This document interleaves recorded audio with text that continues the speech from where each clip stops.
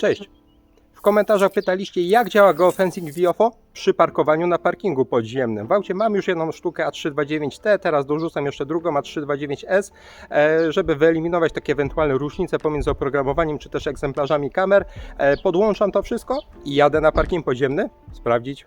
Tylko sprawdzone kamery samochodowe. Prezentuje Paweł Urbaniak z wideorejestratory24.pl. Kamery podłączone, A329S tutaj na widoku, tutaj schowana A329T, wszystko podpięte pod powerbank i jedziemy dalej.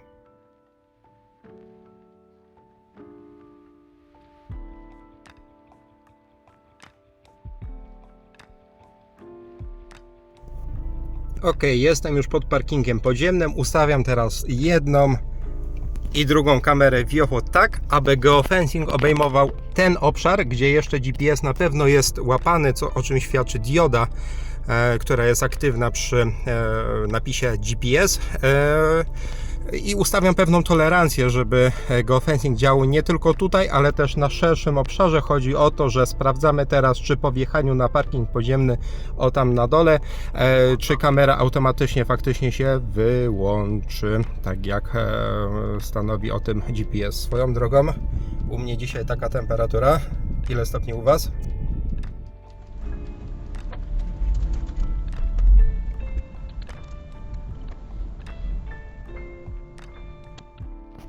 Potwierdzenie tego, że jestem na parkingu podziemnym. Widzimy, co widzi kamera. Widzimy, że sygnał GPS jest już przez kamerę zgubiony. Nagrywanie w trybie parkingowym włączone.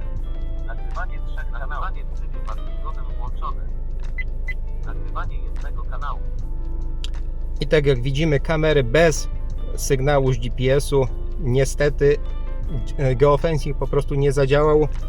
Jedna i druga kamera nagrywa po prostu materiał w trybie parkingowym. W przypadku braku sygnału GPS obie kamery nagrywają po prostu na parkingu podziemnym w trybie parkingowym. Geofencing nie zadziałał.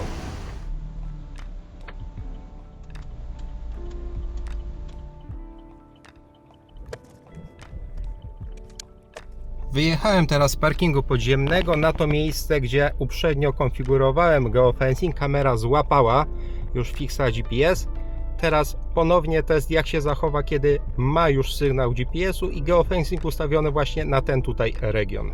Jak widzimy, po zaniknięciu sygnału na żyle ACC, czyli wyłączenie zapłonu, obie kamery się wyłączyły. Ja sobie to zasymulowałem tutaj na złączce, bo z racji na temperaturę chcę mieć cały czas włączoną klimatyzację, natomiast geofencing działa, ale wtedy, kiedy kamera ma jednak sygnał GPS, kamera nie zapamiętuje jakby takiej ostatniej lokalizacji.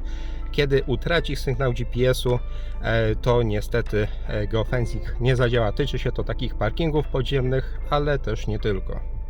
Albo w takim metalowym garażu, który również tłumi sygnał GPS.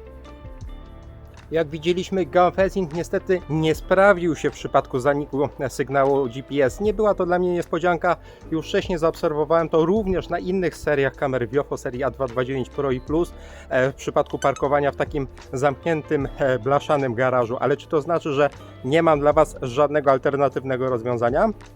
Z pomocą może przyjść taki niepozorny bezprzewodowy pilot PTR-200, który właśnie paruje sobie tutaj do pracy z tą kamerą. Wyróżnia się on tym, że ma również dwa takie konfigurowalne przyciski, których funkcje możemy łatwo spersonalizować. W tej chwili ustawiłem PTR-200 tak, aby przycisk akcji odpowiadał nie za włączanie i wyłączanie Wi-Fi, ale za wyłączanie zasilania kamery. Przyciskam teraz ten dolny przycisk akcji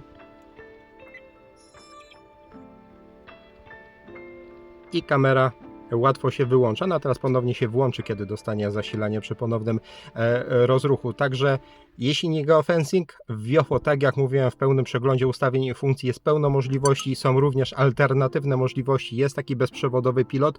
Naturalnie kamerę WIOFO można również wyłączyć za pomocą przycisku, który jest na samej kamerze. Minusem wyłączania kamery za pomocą tego przycisku jest to, że trzeba niestety go chwilkę przytrzymać. Dzięki za uwagę, dzięki za oglądanie. Jeśli macie więcej pytań wymagających tego typu takich szybkich materiałów uzupełniających, śmiało jestem do dyspozycji. Pozostajemy w kontakcie. Cześć.